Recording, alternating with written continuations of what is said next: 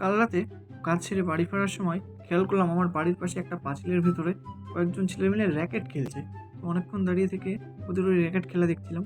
কিছুক্ষণ দেখার পর ওখানকে একটা ছেলে আমাকে দেখতে পাই এবং খেলতে আসার জন্য বলে।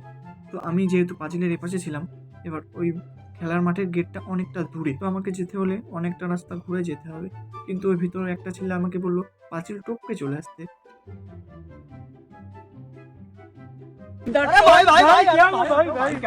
গিয়ে তো দেখি আগে থেকে কিছু ছোট ছোট সাইজের বড় বড় মাপের প্লেয়াররা বসে আছে।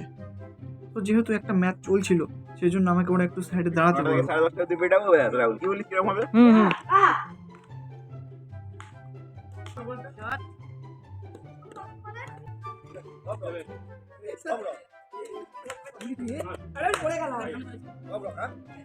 তো অনেকক্ষণ প্রায় 10 মিনিট দাঁড়িয়ে থাকার পর ওদের খেলা শেষ হলো এবং আমার ডাক পড়লো।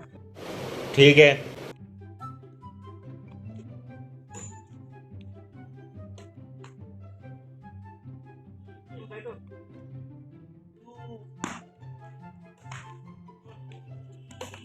একটা ম্যাচ শেষ করার পর সাইডে এসে অনুভব করলাম যে আমার শরীরে ব্যথা শুরু হয়েছে।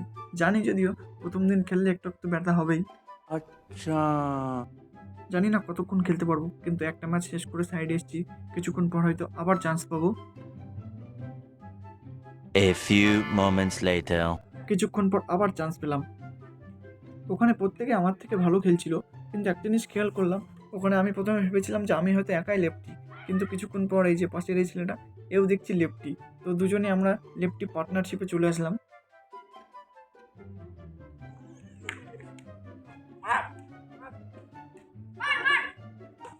তো পরপর এভাবে দুটো ম্যাচ খেললাম এবং দুটোতেই আমরা জিতলাম।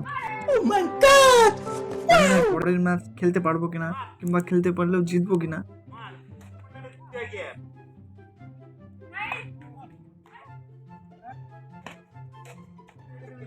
তো অনেক কষ্ট করে এই ম্যাচটাও জিতলাম।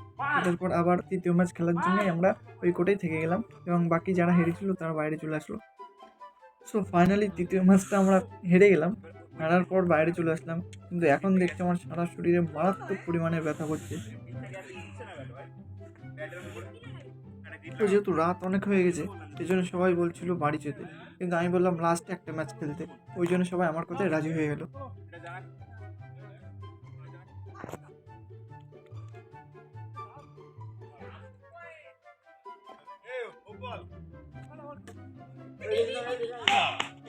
তো শেষ ম্যাচটা শেষ হওয়ার আগে কারেন্ট চলে গেল। তো সবাই বাড়ি যাওয়ার জন্য প্রস্তুতি নিচ্ছিল।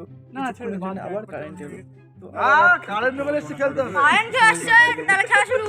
রীতিমতো যার যা জিনিসপত্র ছিল সবাই সেটা গুছাতে শুরু করলো। তারপরে এই যে আমার একটা ছোট্ট ভাই বাড়ির পাশের, ওকে একটু বাড়িতে পৌঁছে দিয়ে আসতে হবে, ওর নাকি খুব ভূতের ভয়। अच्छा। সবশেষে এখন বাড়ি ফিরে ফ্রেশ হয়ে খাওয়া দাওয়া করে ঘুম। ওকে, টাটা, গুড নাইট।